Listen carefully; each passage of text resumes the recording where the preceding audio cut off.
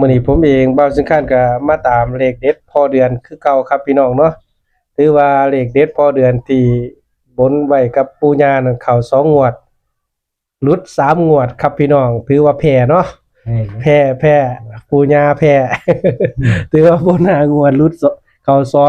2หลุด3ครับพี่น้องก็ยังดีตัวเลขเข้า2งวดครับพี่น้องมื้อนี้ผมเองบ่าวสิงคานก็มาตามเพื่อนบ้านของพอเดือนคือเก่าครับพี่น้องเนาะเพื่อสิไปขามโขง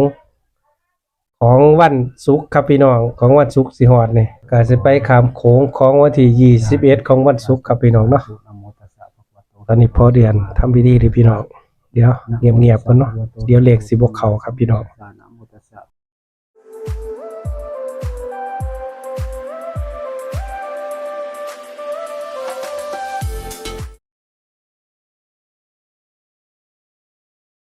วัตโตระโตสัมมาสัมพุทธัสสะอินาสการะนะตังพุทธังอภิปูชยามะอินาสการะนะตังธัมมังอภิปูชยามะอินาสการะนะตังสังฆังอภิปูชยามะอะระหังสัมมาสัมพุทโธภควาสังฆังธัมมะอภิวาเทมิโตอะคาโตภควตาธัมโมธัมมังนัมสสามิสุปฏิปันโนภควโตสาวกสังโฆสังฆังนามามิสาธุสาธุสาธุสัมพุทโธญาณทำคุณบิดามารดาทำนายเวรหรือว่าเทวดาประจำกายผู้กายและตลอดปู่ย่าตายาย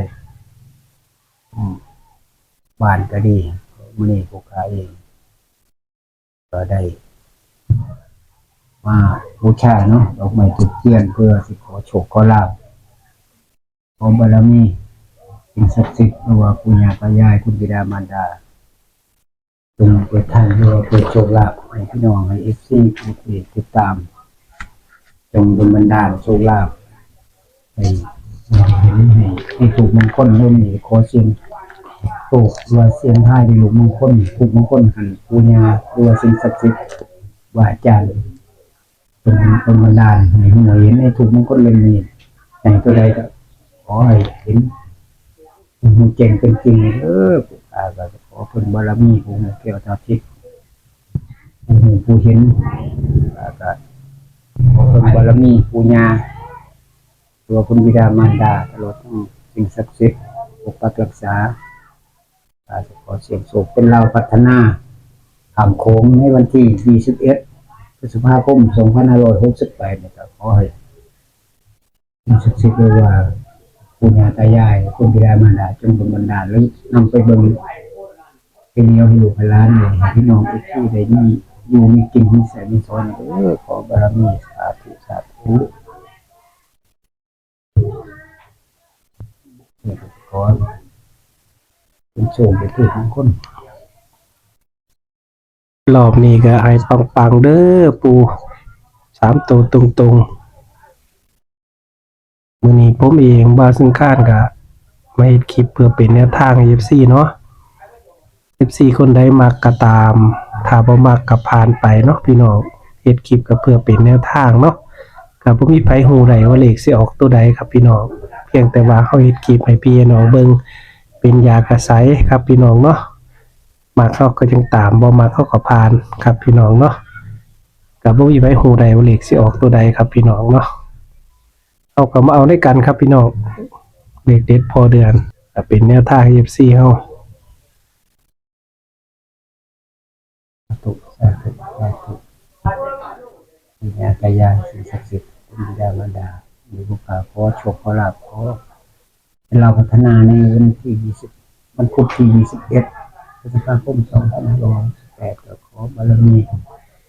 สิ่งศักดิ์สิทธิ์หรือว่าเจ้าบ้านของเมืองก็ดีให้เป็นบรรดาลปู่ย่าตายายก็ดี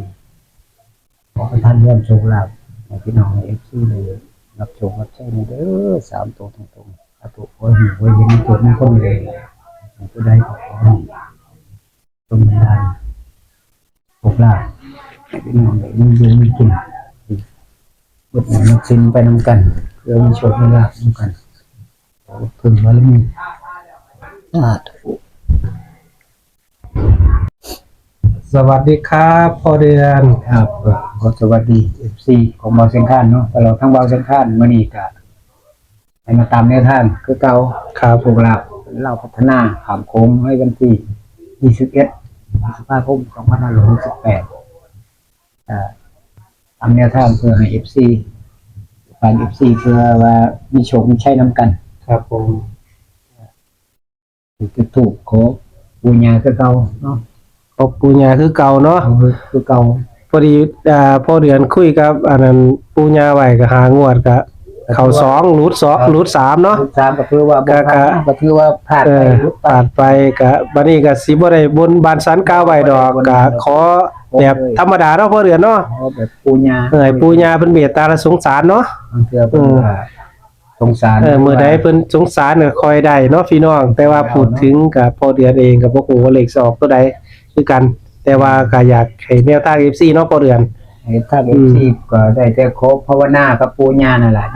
ลมบันดาลให้พี่น้องให้ FC เพิ่นได้มีอยู่มีกินหรือว่าได้ใช้ได้ซอยไปเนาะ ครับ เลยได้พยายามขอทุกมื้อล่ะ ครับ ขอเพื่อว่า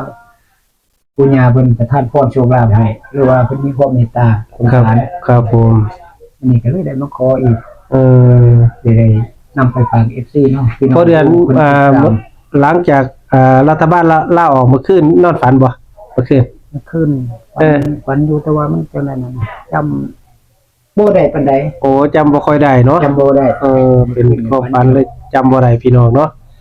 ปกติแล้วพอเดือนนี่ถ้าเลขฝันเนี่ยพอเดือนสิแม่นเนาะ ถ้าฝันในมือได้ฝันนั่นมันสิจำได้เลยนะ เออ เพราะว่าฝันแล้วตัวเลขนั่นเห็นตัวเลขหรือว่าจำได้เลยตื่นขึ้นจำได้แสดงว่ามันนั้นอาจจะเป็นจริงอยู่ โอ้ เลยบ่ฝันเมื่อคืนนี่ผมลืมก็เลยบ่ถือว่าเป็นฝันดอกเมื่อคืน แบบบ่ถือบ่ไปถือว่าบ่แม่นฝันเนาะ ฝันนะ ว่าหลงลืม หลงลืมก็แสดงว่าเอาก็เอาแน่นอนบ่ได้เนาะเพราะว่าเมื่อคืนนี่ เอาแน่นอนบ่ได้พี่น้องเอาเดี๋ยว ถูกนํกันดีกว่า เดี๋ยวเบิ่งเลขถูกด้วยกันเนาะ เบิ่งเลขทูปนี่ปูญามีอยู่นี่ ตอนเลขถูกก็ออกมาแล้ว สี่เก้า พี่น้องตัวหนึงเนาะออกมาแล้วตัวหนึงเป็นเลข2เป็นเลข2ชัดดีพี่น้องมื้อนี้ก็มาตามตัวเลขพอเดือนเนาะพี่น้องเฮาเพราะว่าพอเดือนเพิ่นมี FC ของเพิ่นเนาะพี่น้องเฮาเว้าง่ายๆคือพอเดือนเพิ่นมี FC ของเพิ่นแล้ว FC เพิ่นก็รอเบิ่งของพอเดือน คือว่าเลขเข้าบ่เข้าเขาก็เบิ่งของพอเดือนจังซี่นะพี่น้องผมเองบ่าวสกายก็ต้องมาตามให้ FC ของพอเดือนเนาะเพราะว่ามี FC ของเพิ่นแล้วพอเดือน เขาบ่เข้าเพิ่นก็ ยังให้กำลังใจเนาะ เขาบ่เข้าเพิ่นก็ให้กำลังใจพอเดือนตลอดเนาะก็ขอบคุณ FC พอเดือนหลายๆเนาะที่ให้กำลังใจพอเดือน คอมเมนต์เนาะ ขอบคุณทุกคอมเมนต์ ใจ ที่ให้กำลังใจพอเดือนบางเทื่อพอเดือนท่านก็อยากให้เลขเข้าอยู่ได FC เพียงแต่ว่ามันบ่เข้าเนาะพอเดือนก็จักสิจังได รุดแน่เนาะ รุดแน่เข้าแน่ก็ขอบคุณที่ FC ที่ให้กำลังใจเนาะ ยังให้กำลังใจตลอดอยู่ บางเทื่อการเฮ็ดคลิปจังซี่ก็เพื่อเป็นแนวทางเนาะพอเดือนเนาะ เป็นแนวทางให้พี่น้องมากกัน อืม ตามบ่มักก็ผ่านไปเบิ่งเพื่อความสนุกสนานไปก็ได้เนาะบ่เป็นหยัง ครับมาเข้าก็เอาบ่มาเข้าก็ผ่านไป แม่น เป็นของธรรมชาติเนาะพี่น้อง ของธรรมชาติของธรรมดาเนาะด้วยก็ได้ก็อยากได้ล่ะอยากขอ อืม มันเข้านั่นล่ะให้ FC เพิ่นได้มีอยู่มีกินแน่ได้ใช้ได้สอยแน่ว่า ก็ขอบคุณทุกท่านเนาะที่ให้กำลังใจเนาะ ให้กำลังใจทุกท่านทุกคนนั่นล่ะที่ ขอบคุณทุกท่านกับผู้ที่ให้กำลังใจก็ให้เพิ่นลำรวยๆถึงเลขถึงเบอร์ด้วย มีโชคมีลาภให้เพิ่นมีอยู่มีกินเนาะ ร่างกายเพิ่นแข็งแรง เออ อย่าเจ็บอย่าจนคิดสิ่งใดก็ให้เพิ่นได้สิ่งนั้นล่ะ อืม สมความดีความงามของเพิ่นเนาะคิดน้ำใจ เพิ่นหาเงินให้เพิ่นได้หลายๆเนาะพอเดือนเนาะ หาเงินก็ให้ได้เงินหาทองก็ได้ทองให้สมความมุ่งมั่นปรารถนานั่นล่ะ ให้เพิ่นมีโชคมีชัย มีโชคมีชัยเพิ่นคิดสิ่งใดก็ให้เพิ่นได้สิ่งนั้นนะ อืม ตามความตามอกตามใจ ทำดีก็ได้ดีเนาะพอเดือนเนาะ ดีคนเฮาเนาะมันก็อยู่ที่ความดี อืม มีน้ำจิตน้ำใจเฮาก็เทวดาว่าวิว่าคุณพระคุณเจ้าเพิ่นก็สินำไปคุ้มครองปกปักรักษาอยู่แล้วก็มาแล้วนะ ตามสายตาเบาเส้นคาดก็น่าจะเป็น92พี่น้องโอ้29คือว่าผิดอยู่เรื่อยเว้ย 29เนาะชัดดีพี่น้องตัวเลขชัดดี29พี่น้องโอ้ มันมีคลิปเน่าเนาะอันนี้ 29 29เลยตัวเลขสั้นแห้งครับพี่น้องคือปูสิบ่อยเป็นปริศนาดอกมื้อนี้เนาะพอเดือนเนาะ ไม่ชัดเจนเลย ชัดเจนเลยล่ะ29 พิจารณาแล้วมัน พอเดือนเลขที่3นี่เป็น4เด้ผมว่า เป็นซีก็ถือว่าโอ้ แม่นบ่ ปฏิหารย์เลย เพราะว่าตามบอกกันว่าลูกพระเจ้าแผ่นดินตกลงมามองเลข4เก่าแม่นบ่ มองเลขซีเก่าพอดีเนาะ 3ตัวหยังก็ 5 4 9 โอ้พอดี ตกลงมา พอดีลูกพระเจ้าแผ่นดินเพิ่นมัดพอเดือนมัดไว้เนาะเป็นลูก ขึ้นบน เพิ่นมัดไว้ดุดลงพี่น้องเนาะ ลงตกลงใส่กับตัวเลขนี่เลยเนาะ ลูกตกลงใส่ตัวเลข ตัวเลข5 4 9เนาะ 549 5 4 9ที่2 5 4 9เนาะเลข 2549เดี๋ยวเฮามาเบิ่งเลขตัวนี้ว่าสิมีตัวใดนี่ครับพี่น้องเป็นเลขหยังเนาะตัวที่3เป็นเลข6บ่ เนี่ยเพิ่นให้ก็ได้ มื่อนี้ก็มาตามแนวทางของพอเดือนเด้อพี่น้องคำว่าแนวทางครับพี่น้องเนาะเป็นเลข6บ่ เลข1เหรอ นะ1เลยเนาะ1มันต้องมีหัวตีไว้4หรือ 4ติ4 4แม่นหลายดีละ4ละ ฮะ 4 บ่ 4แท้นั่นด้วย6บ่ โอ้โหมันต้องก้มบ่เนาะ จังแล้ว 6ก็ต้องก้มดี แม่น 4หลานแน่ไว้ใกล้ไว้4 โอ้4 4หลีพี่น้องโอ้ย4หลี294พอเดือนถึกใจเลยพี่น้อง294 294เดี๋ยวให้พ่อเดือนคัดตัวเลขใส่กระดาษให้เบิ่งเนาะพี่น้องเนาะพี่น้องเฮาเบิ่งแล้วแคปหน้าจอไว้เด้อเลขทูปครับพี่น้องแคปหน้าจอไว้บางเทื่อพ่อเดือนบางสินค้าอาจสิแนมตัวเลข อาจจะผิดพลาดเนาะ อาจสิแนมตัวเลขสิบ่คือกันแม่นบ่ แม่น วันนี้ FC เฮาก็ต้องเบิ่งเอาเองนํเนาะตัวเลข วิเคราะห์ ซอยกันวิเคราะห์เลขทูปบางเทื่อตัวเลขบ่ค่อยชัดเท่าใดเนาะ แม่น FC ก็เบิ่งเอาเองนํเพื่อเป็นแนวทางกัน แล้วก็เม่นมาไต่คลิปนํแน่เนาะพอเดือนว่าเห็นตัวใดเนาะก็ขอบคุณทุกท่านที่ให้กำลังใจพอเดือนเนาะเดี๋ยวให้เบิ่งเลขพอเดือนเขียนครับพี่น้องเนาะเขียนออกใส่กระดาษ เพื่อตัดตัวเลขออกมาให้เบิ่งพี่น้องเนาะว่ามีตัวใดแน่ แต่ว่าก็นี่ยันกลับหัวขึ้นไปเด้อเนาะนี่จังไดก็เดี๋ยวมันเอาซ้ำนี่มันสิหลายเดี๋ยวอธิบายเอาไปได้เนาะ เดี๋ยวว่าเอาก็ได้ FC เพิ่นก็สิพอเข้าใจอยู่ว่า แต่ว่าเลขพอเดือนนี่ส่วนมากเนาะก็แปลกอย่างหนึง แต่คือเก่า คือว่าเก่ากับพกมันอาจจะเป็นตัวเดียวกัน ที่เป็นตัวเดียวกัน วันนี้ก็เลขพอเดือนอีกอย่างหนึงสิขึ้นแต้มหนึงลงแต้มหนึง ทุกเดียวเนาะมันขึ้นก็ซื้อ81ออก91 นั่นทีล่ะ 41ออก40โอ้ยมันขึ้นนี่ก็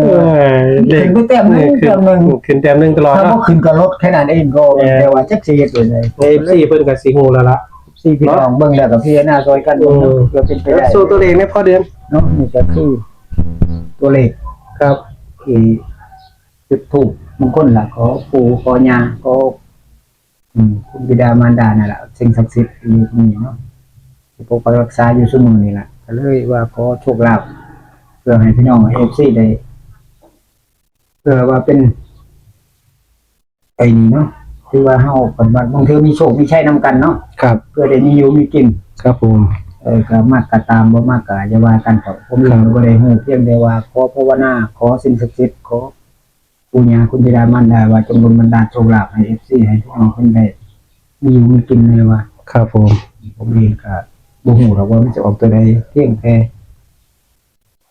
จะถูกภาวนาขอปู่ย่าสิ่งศักดิ์สิทธิ์เพิ่นแค่นั้น ขอปูญาให้ FC เนาะ ขอให้ FC ฝาก FC เพื่อว่าได้มีโชคมีชัยเนาะ ครับ ปู่ย่าเพิ่นเมตตาเอ้า ถ่ายคลิปแล้วอวยพร FC ในพอเดือนตื้อบอกตัวเลขก็บอกตัวเลขก่อน บ่อยเลยเนาะ ก็คือ294ครับ ที่จะถูกได้อันนี้ก็เลยตัดให้92 94 24ครับ เนาะอยู่ประมาณนี้แหละ ก็อย่าลืม เก่ากับ6นี่บางเทื่อบางทีมันก็กลับหัวลงเนาะ ครับเก่าก็พกเด้อพี่น้อง 6ก็ได้ ครับ ให้ FC พิจารณาเบิ่งแล้วก็ต้องลองตัดเบิ่งหรือว่าจับคู่เบิ่ง ครับ บางเทื่อผมอาจจะจับให้บ่ถึงเนาะ ครับผมถ่ายคลิปแล้วอวยพร FC แน่ สวัสดี แสดงปัง FC ทุกท่านทุกคน FC ของบ่าวสังขารเราทางบ่าวสังขารนำแล้วมื้อนี้ก็ได้มาตามในทางโชคลาภเราพัฒนาในวันพุธที่21พฤษภาคม2568ได้จุดตัวมงคลขอปู่ย่าก็ได้ตัวเลขก็คือ2ต่อ4ขอให้ FC พี่น้องทุกท่านทุกคนที่ติดตามก็จงนำไปวิเคราะห์หรือว่าใส่ดุลพินิจเบิ่งเพื่อเป็นไปได้เพื่อว่าปู่ย่าเป็นเมตตาสงสารให้ก็ลองเบิ่ง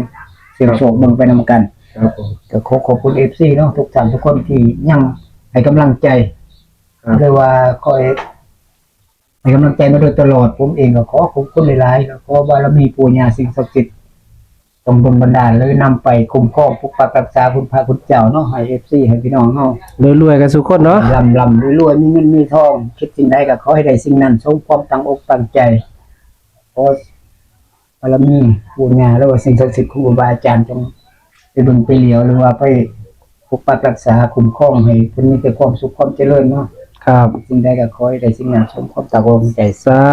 ธุสาธุคำอวยพรพอเดือนก็ให้ศักดิ์สิทธิ์เด้อ ขอ ให้พี่น้องก็ร่ำรวยสาธุ ครับ